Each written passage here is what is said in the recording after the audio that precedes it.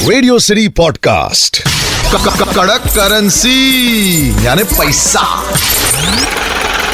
Financial money markets में जानकारी पाना मुश्किल होता है, इसलिए क्योंकि आप उसको यूज कैसे करें ये समझ में नहीं आता है। किताबें बहुत सारे लोग पढ़ लेते हैं, लेकिन तजुर्बा जो है वो खरीदा नहीं जा सकता, और वो तजुर्बा मैं फ्री में आपके लिए लेके आता हूं यहाँ कड़क करेंसी पर, क्योंकि managing editor of Zee Business Anil Singh साहब एक बार फिर से मेरे साथ।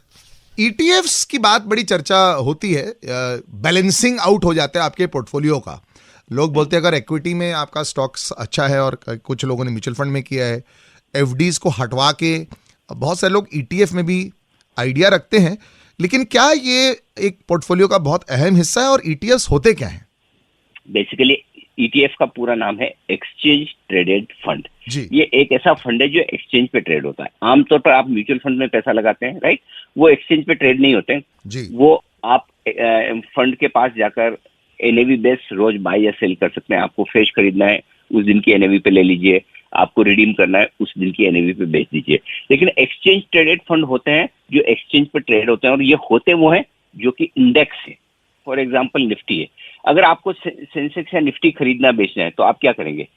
करेक्ट, एक फ्यूचर्स में आप ट्रेड कर सकते हैं, लेकिन आपको ट्रेड करने के बजाय आपको इन्वेस्ट करके रखना है, और बार बार खरीदना बेचना नहीं। क्योंकि निफ्टी, समझो आपने फ्यूचर खरीदा, हर महीने आप रोल ओवर करिए, ये सारे झंझट से नहीं, आपको सिर्फ इन्वेस्टमेंट के लिहाज से करना है।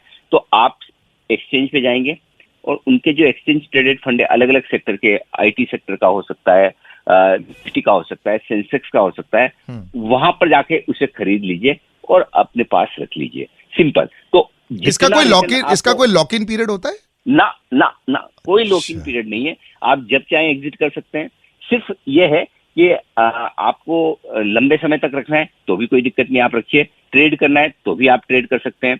और दूसरी बात ये कि जो रिटर्न आपको उस इंडेक्स में आएगा, समझिए निफ्टी 17,000 से 17,500 पॉइंट, 17,500 हो गया, 500 पॉइंट बढ़ गया, तो उतना का उतना रिटर्न आपको ईटीएफ में मिलेगा, निफ्टी के ईटीएफ में। तो जिन लोगों को सिर्फ जो इंडेक्स खरीदना चाहते हैं, उनके लिए ईटीएफ एक बेहतर विकल्प है। तो आप अगर किसी पर भरोसा नहीं करते कि मुझे म्यूचुअल फंड में नहीं डालना, मुझे किसी पे भरोसा नहीं, मुझे सिर्फ इंडेक्स पे भरोसा है, सेंसेक्स पे भरोसा है, निफ्टी पर भरोसा है, जो इतने सालों से अच्छा कर रहे हैं, आप ईटीएफ खरीद लें। बहुत बढ़िया। एक्चुअली ये एक तरीका भी हो सकता है, क्योंकि रोजाना लोग स्टॉक मार्केट देख के उनका बीपी हाई हो जाएगा, एंग्जाइटी हाई हो जाएगा।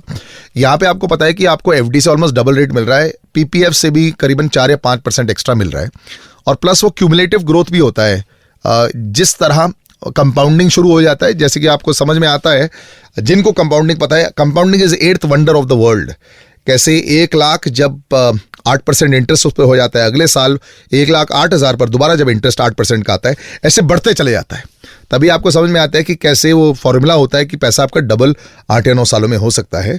और अगर 10% का ग्रोथ रेट मिले तो आपको 6 या 7 साल में भी पैसा डबल मिल सकता है। ये वो बॉलीवुड की स्कीम नहीं है, ये सच्चाई वाली स्कीम है। तभी ये ETF can be quite a safe investment tool. Stock market is subject to market risk. Please research carefully before investing.